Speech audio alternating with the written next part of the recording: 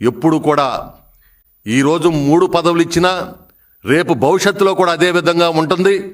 ఎందుకంటే చంద్రబాబు నాయుడు గారు అనుభవం కలిగినటువంటి వ్యక్తి, ఎవరిని ఏ సందర్భంలో ఎక్కడ పెట్టాలి, ఏ విధంగా చేయాలనేటువంటి ఆలోచనటువంటి పరినటువంటి వ్యక్తి ఆయన.